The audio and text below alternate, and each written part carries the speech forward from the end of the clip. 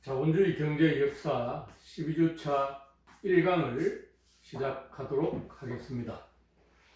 여러분, 지난 시간에는 노동쟁의의 유형과 직장 폐쇄, 즉 노동조합에 관해서 우리가 살펴보았습니다. 또한 감정노동의 개념을 설명드렸죠.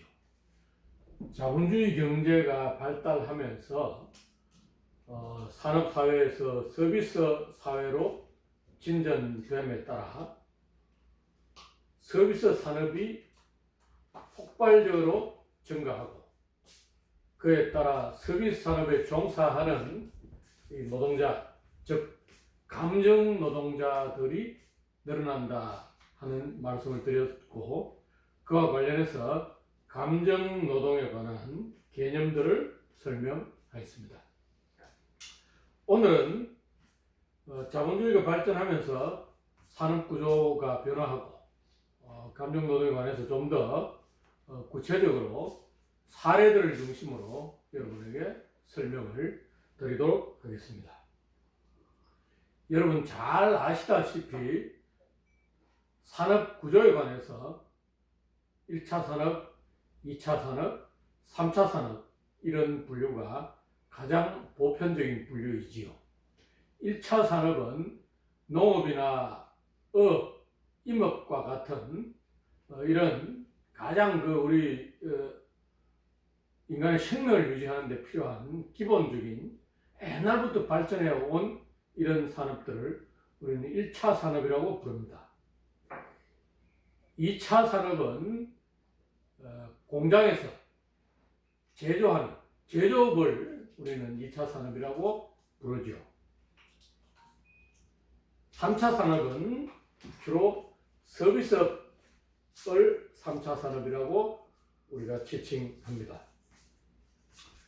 신광영 교수는 2008년 연구에서 제조업 중심의 산업자본주의가 20세기 말에 서비스업을 중심으로 재편되고 있다 하는 이런 주장을 했는데, 구체적으로 영국 같은 경우에는 1950년에 들어오면서 전체 산업의 구조 중에 서비스 산업의 고용 비율이 50%를 넘어서게 되었습니다. 미국도 마찬가지죠. 그래서 이 제조업에서 서비스 산업 중심으로 산업 구조가 바뀌면서 노사관계, 생산 방식, 가족 생활, 여가 활동 등 사회의 여러 많은 부문들을 변화시키고 있습니다. 과거의 노동조합의 중심은, 여러분 미국의 대부라는 마피아 영화를 보시면 대부 1편을 보시면 시카고를 중심으로 이야기가 전개되는데, 철강이나 화학 공장의 노동자들이 그 노동조합을 조직한 이런 내용들, 아니면 그와 관련된 장면들이 일정 부분 대부에서 볼 수 있죠. 그러나 요즘은 이런 철강이나 화학과 같은 공장의 노동자들은 대부분 자동화되면서 노동자들의 숫자도 줄어들고, 그 대신 사무직이라든지 금융, 공무원 노동조합 같은 이런 소프트한 산업에서 노동자들이 많이 늘어나고 있는 것을 여러분도 잘 아실 것입니다.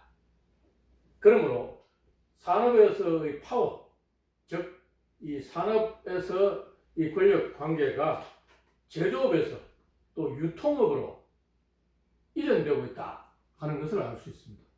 여러분 코로나19가 대단히 유행하니까 전번 강의에서도 말씀을 드렸는데, 미국의 유통과 관련된 이런 IT 유통 관련 업체인 아마존이 미국의 지금 주가 제일 높습니다. 그죠?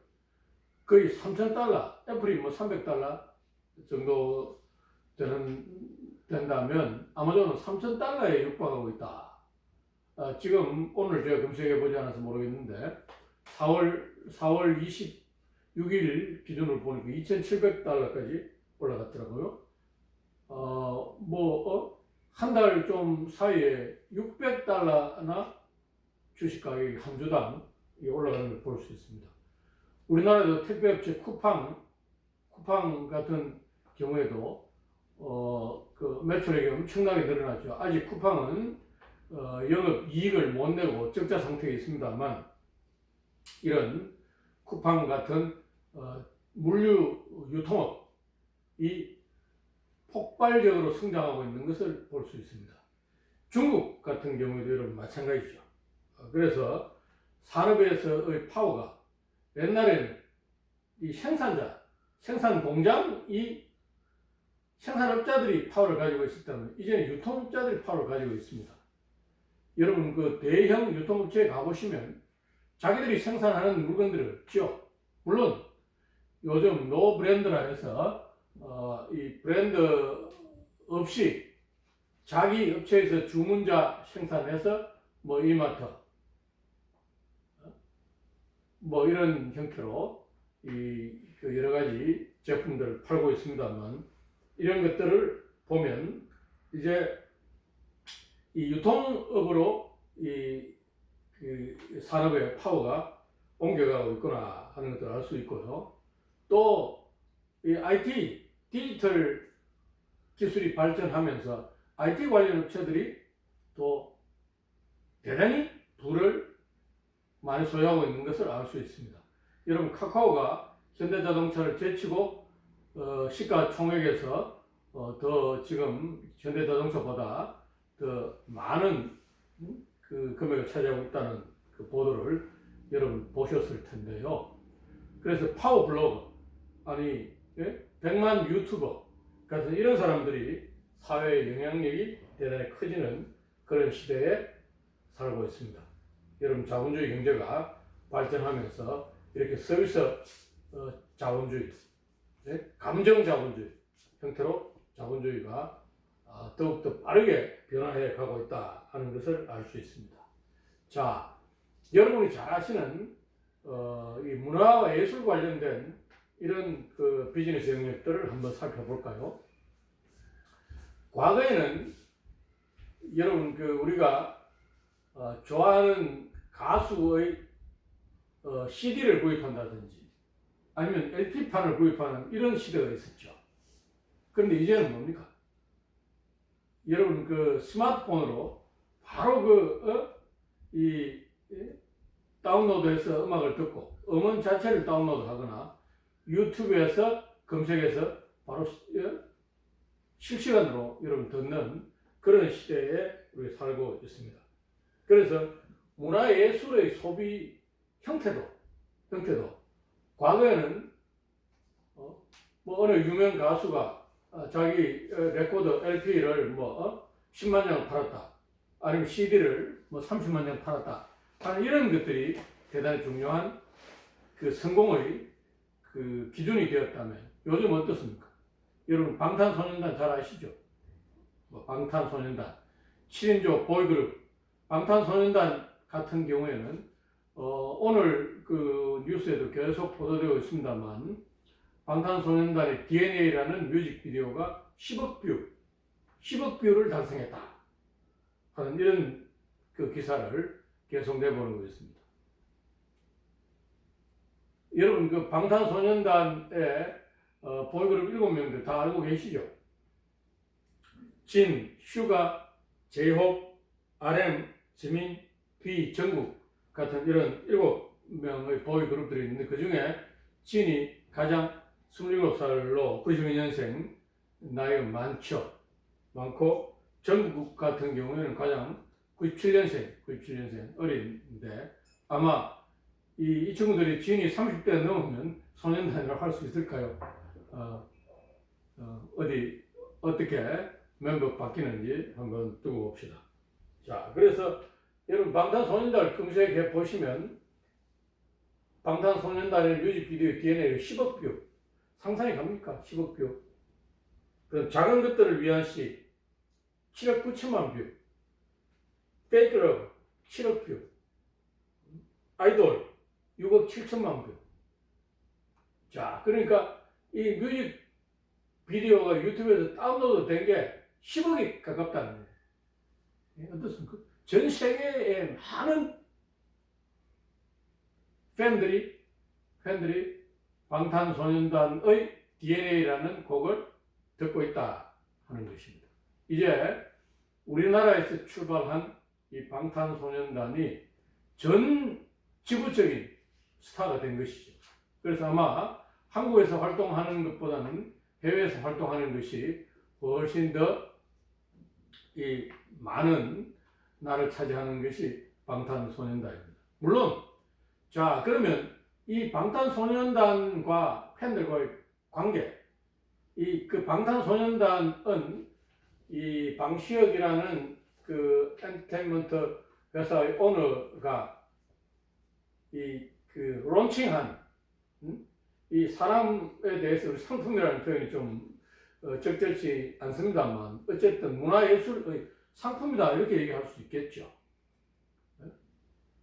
문화예술 컨텐츠.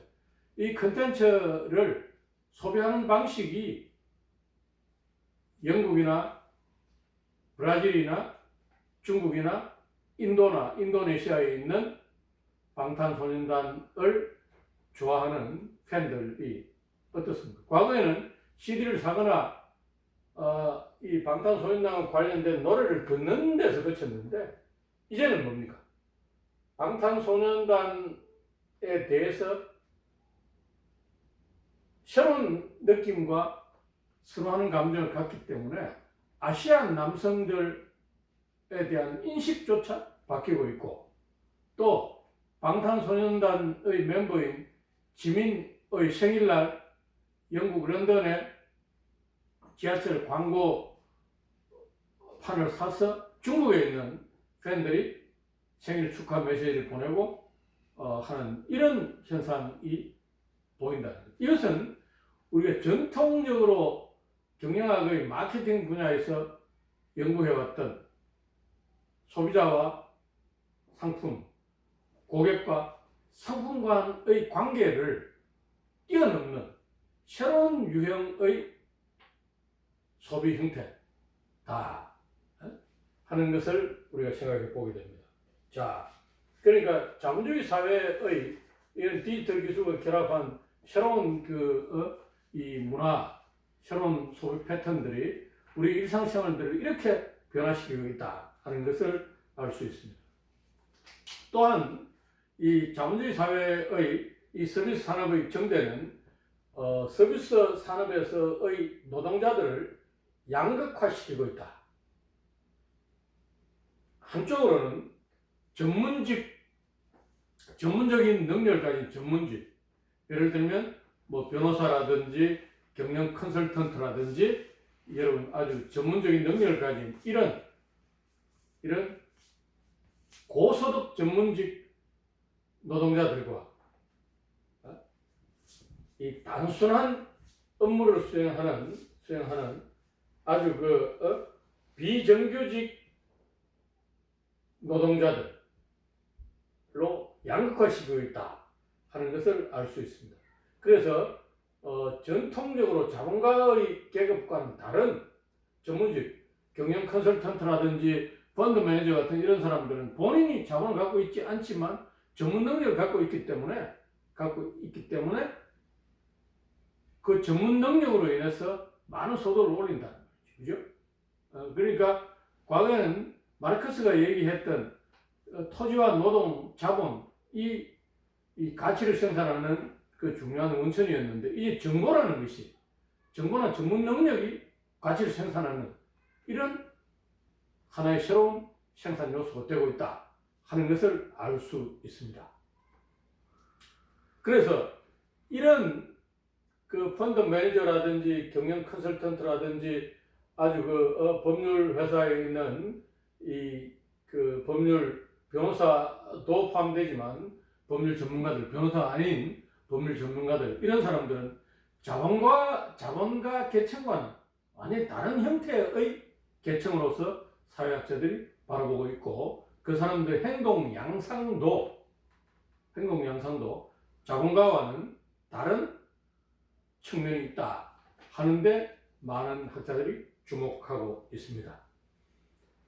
자, 그 반면에 이렇게 이제 서비스 산업이 정대하면서 여성들이 또 이 기술이 발전해서 가사노동으로부터 해방된 여성들이 여성 경제 활동 시장에 뛰어듭니다. 그래서 과거에는 집에서 아기를 키우고 살림만 하던 여성들이 이제는 뭡니까? 직장에 나와서 돈을 벌기 시작한다는 거죠. 돈을 벌기 시작한다. 물론 혼자 벌어서 못 먹고 살기 때문에 맞벌이 부부가 등장하는 것도 있지만 여성들도 어떻습니까? 남편이 벌어다 주는 돈에 의지하기보다는 내가 돈을 벌어서 내가 주체적으로 소비하겠다 하는 이런 생각들을 하는 사람들이 늘어나고 있겠죠. 아마 제 강의를 듣고 있는 여러분들 중에서도 내가 강의 때마다 여러분 앞으로 맞벌이에 대해서 어떻게 생각하는지 물어보면 10중 8구 10명 중에 9명 이상은 다 맞벌이를 선호하는 걸 볼 수 있습니다. 자, 그래서 이 지난 시간에 말씀드린 비정규직 여성 노동자들이 급속도로 증대하고 있다. 그게 비정규직 여성 노동자의 문제가 한 이슈가 되고 있다. 미국 같은 그 선진 자본주의 국가에도 마찬가지입니다. 똑같은 남성과 똑같은 일을 하면서 여성들이 임금이 남성이 시간당 1달러 받을 동안에 70센트 밖에 못 받는 이런 차별을 30년 이상 겪고 있습니다. 지금도 아마 여성들의 임금이 남성에 비해서 그렇게 동일하게 받는다고는 우리가 생각할 수 없을 텐데, 물론 남녀 차별을 금지하고 학교라든지 그다음 학교 선생님, 그다음에 공무원 같은 이런 경우에는 여성이라고 해서 월급을 적게 준다 이런 건 없죠. 똑같단 말이죠. 그죠? 경찰이라든지 공무원 같은 이런 조직에서는 남녀가 평등하게 월급을 급여를 받는 것을 알 수 있습니다. 물론 또 여성들이 차별받는 측면들이 있죠. 여러분 그 유리천장이라는 말 들어보셨죠? 유리천장. 유리로 된 천장은 눈에 보이지 않지만 분명히 올라갈 수 없는 한계가 있다. 그래서 사회 곳곳에 여성들이 고위직으로 승진할 수 없는 장벽들이 존재한다 하는 것을 우리가 일컬어서 유리천장이라고 얘기를 하고 있습니다. 자, 그러면 우리나라는, 한국은 이 서비스 산업의 고용 비율이 50%를 넘어선 해가 언제쯤일까요? 여러분 언제쯤일 것 같아요? 여러분 내가 과제를 받아보니까 여러분 빵과 장미가 2001년도에 그 첫 개봉된 영화인데 한 학생이 교수님 저는 2002년도에 태어났습니다 하고 그 과제물 속에 적었더라고요. 그래서 한국은 1985년부터 우리나라 88 올림픽이 1988년에 열렸는데요. 1985년부터 서비스 산업이 전체 산업 1차, 2차, 3차 산업 중에서 서비스 산업이 고용 비율이 50%를 넘어선 해로 기록되고 있습니다. 러시아 같은 경우는 2004년, 중국은 아직 50%가 이르지는 않았습니다만 중국도 점차 서비스 산업의 고용 비중이 증대하고 있다 하는 것을 알 수 있습니다. 자, 그러면 여러분 그 농업 사회에서 이제 그 산업 사회로 발전해 왔다가 이제 서비스 사회, 그다음 정보화 사회, 이렇게 우리 사회가 변하고 있다는 것을 잘 아실 수 있겠죠. 그래서 국가도 그동안 국가 권력이 국민들의 여러 가지 생활들을 통제하던 그런 존재에서 이제는 교육이나 복지 등 공공 서비스를 제공하는 서비스 국가로 변모하고 있다 하는 것을 우리는 알 수 있습니다. 자, 아까 말씀드린 것처럼 서비스 노동 시장은 이 고소득 전문직, 소수의 고소득 전문직과 다수의 비정규직 저임금 노동자들로 양분화되어 있고, 그럼 여기는 젠더, 그러니까 남성이냐 여성이냐의 성별에 따라서 또 인종에 따라서 또 이런 차별들을 볼 수 있다. 여러분 미국에 지금 흑인 경찰이 과잉 그 폭력을 행사해서 흑인이 한 사람 희생된 바람에 미국에 엄청난 지금 과격 시위가 일어나고 있죠. 흑인이라든지 히스패닉, 아시아계의 그 많은 사람들이 이렇게 서비스 직종의 단순 이런 저임금 직종으로 이 직종에서 일하고 있다. 그러니까 대표적인 것이 뭐겠습니까? 판매직과 요식업입니다. 그죠? 요식업. 그래서 가사 서비스, 여러분 쉽게 말하면 뭐 파출부 같은 이 가사노동에 파견되는 노동자들을 보면 거기에는 96.7%가 여성이라는 거죠. 남자 파출부 하는 분들 여러분 많이 못 보셨죠? 그 다음 숙박 음식점 같은 경우에도 10명 중에 7명은 여성들이 한다.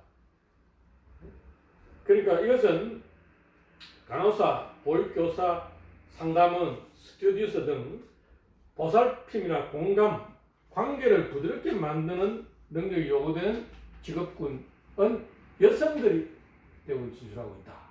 여성들이 감정이 섬세하고 훨씬 더 예민하고 친절한 이런 그 특성을 지니고 있기 때문에 그런 직종에 여성들이 많이 진출하고 있고 또 그런 직종에 감정노동이 핫 이슈가 되고 있다. 여러분 아마 콜센터 전화해 보셨을 겁니다. 콜센터 전화해 보면 남성들이 받는 경우 잘 있습니까? 없죠. 대부분 여성들이죠. 자, 자본주의 경제 역사 12주차 1강은 여기까지 설명을 드리고요. 다음 2강에서 구체적인 그 정선노동의 몇 가지 사례를 설명을 드리고 또 계속 강의를 진행하도록 하겠습니다. 1강은 여기까지입니다.